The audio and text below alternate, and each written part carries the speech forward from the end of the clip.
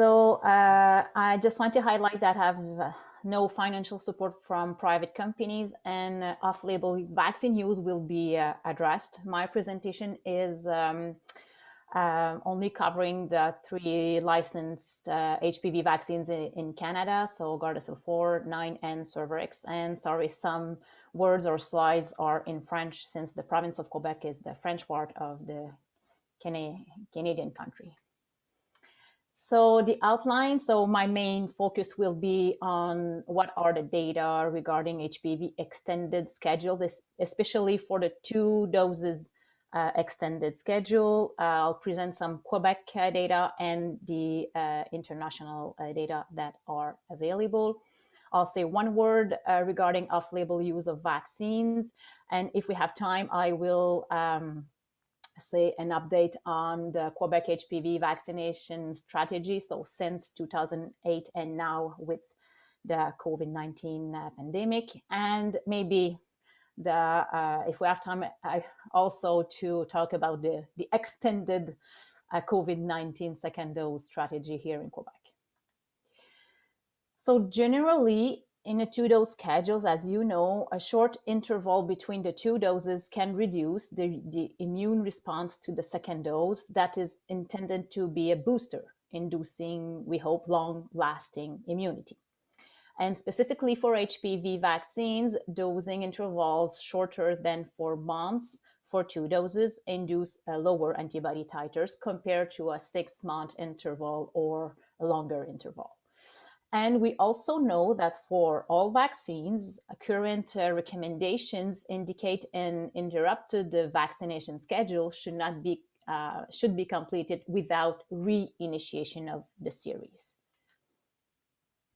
So we looked at extended 2-dose schedule in Quebec. So we compare 2 studies. So at the bottom, you have the 2 publications regarding the sources data and the long intervals between 2 doses of HPV vaccines is the recent publication comparing these 2 studies. And so we compare 1 study that looked at 1 dose of Gardasil 4 plus 1 dose of Gardasil 9, 3 to 8 years after, compared to 2 doses 6 months apart of Gardasil 9. So it's not 1 trial, it's coming from 2 different clinical trials, but conducted by the same team in the same region, in the similar populations and using the same serological test done at the CDC reference laboratory and using the same methodology. And so as Amy presented, so really great immunogenicity result after 1 dose. We will see on the next slide that levels of GMTs are low, but with the test at the CDC, 100% had antibody titers, even if it was measured 3 to 8 years after the first dose.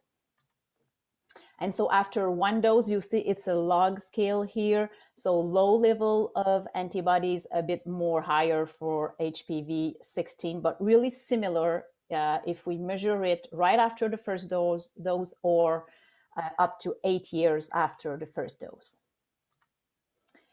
After 2 doses, so the other question is, if we wait up to 8 years, do we still have the boost effect? Yes, we do. So here after the second dose, measure here 1 month after the second dose. So either 1 month after the second dose of Gardasil 9 given 6 months after the first one, or 3 to 8 years with the red bars. So really similar level of GMTs.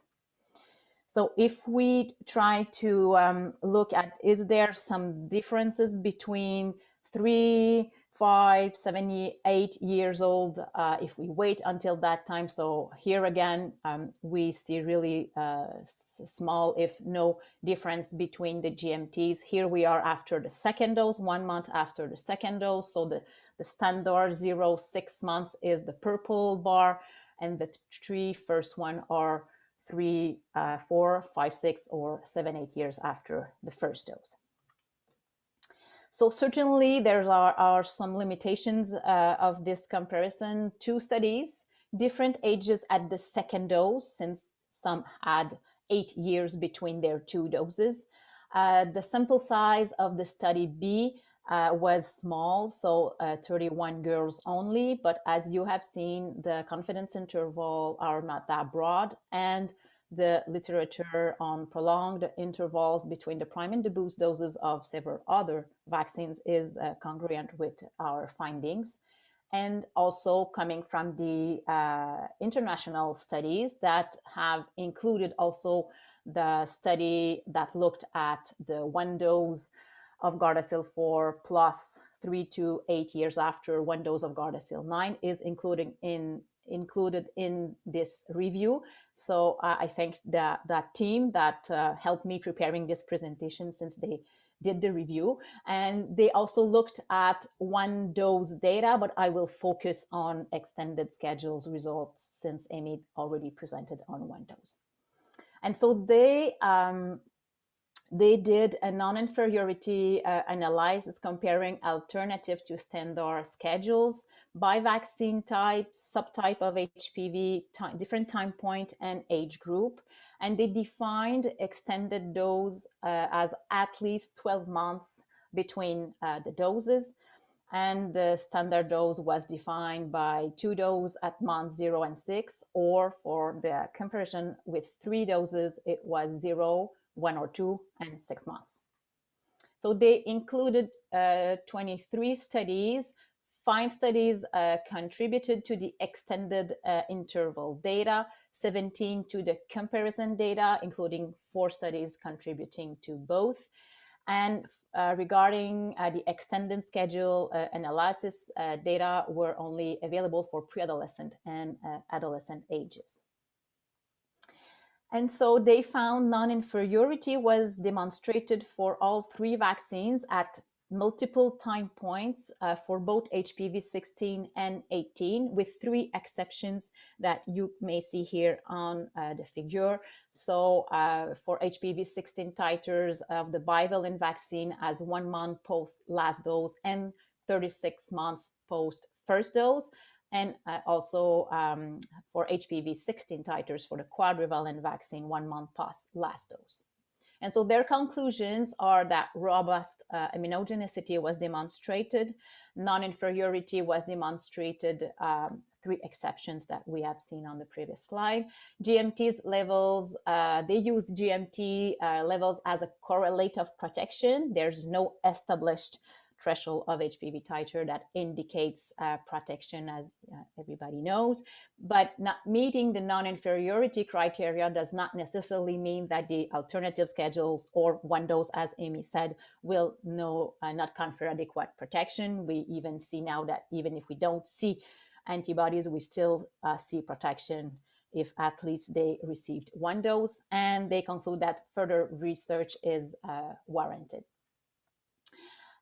Just a short highlight that in their review, they used that study on the Gardasil 9 for the standard schedule comparison, but we have seen in that publication that the 12-month interval was generating a bit higher antibodies than the 6-month apart schedule. We don't think that we need all these antibodies to be protected, but just to highlight that.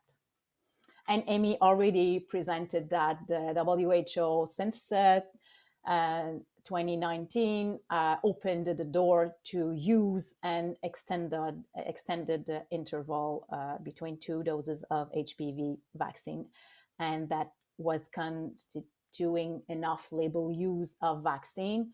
And regarding that, I really, if you never read this paper, or if you want to reread it, it's really interesting. It really brings the difference between the content of monographs based on clinical trials performed only by the product company. They don't have the choice. That's the law. And the difference with sometimes the recommendations coming from public health authorities based on, yes, similar product data, but also data collected in post-marketing on or with other vaccines, and also the risk-benefit analysis for the entire population that public health authorities has to do. So conclusion on HPV extended schedule, we have now some data that can help us say that we can use extended schedule. We won't lose protection, or we won't lose the immune response.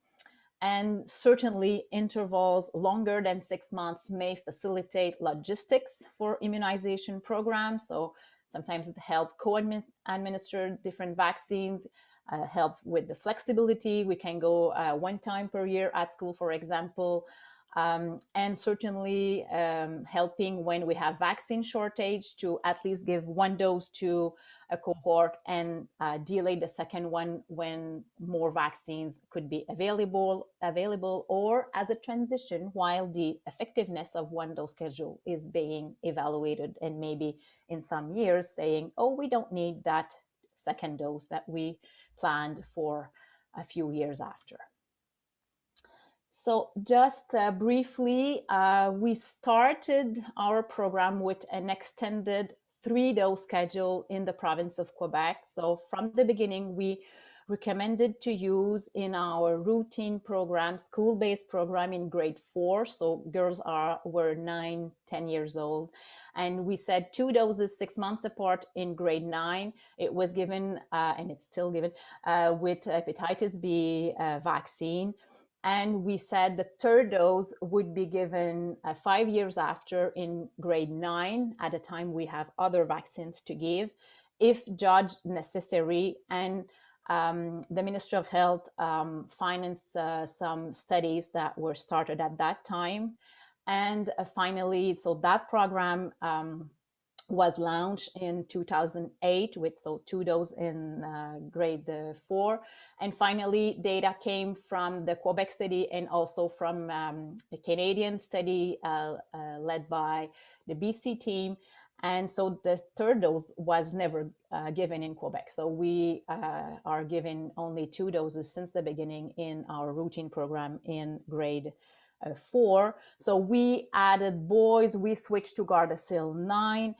We went to 2 doses up to 17 years old because, I didn't say it, but from the beginning, using only 2 doses in grade 4, we were able to give the vaccine free up to 17 years old only for girls at this time, and really help us gaining a great herd immunity in our province. And so we started another study looking at the mixed schedule in 2014, and I got the results and switched to a mixed schedule in 2018. And now with the pandemic and not having any nurses to go to school because they are doing COVID, now vaccination, but before trying to do all the surveys and catch and contain strategy. So we recommended for this year, so implemented since last September, an extended mixed 2-dose schedule. So we really want to have all our girls and boys to have at least 1 dose of Gardasil 9 and keep the 2nd dose in grade 9. And again, we said if needed, depending on the data that are coming regarding 1 dose efficacy. And just to let you that in Quebec, we when we look in our grade 9, we do we just look at the data and we offer vaccines that were not still given in our school before the adolescents just quit school. And we have 90% of girls that received at least 1 dose at that time. We had some lower level last year, and this year I could give you more information if you want during the question period. So maybe just to let you know, probably the UK strategy for COVID-19, but we use the same strategy for COVID-19 vaccine, since we have like others, shortage of vaccines and an entire population to immunize, having great efficacy data coming from the 2 trials of the mRNA vaccines, at least for short-term duration, that we know for vaccines in general that the response is better when the interval is greater, that the first dose is the one generating the biggest protection for all vaccines. Yes, we didn't have specific data with different intervals for Pfizer and Moderna vaccines, but we already had immunogenicity and efficacy data with AstraZeneca's vaccine and 1 influenza mRNA vaccines to know that with that platform, it could work also. And so first dose was given to the greatest number of people in our first 6 priority groups, and we are closely monitoring the data.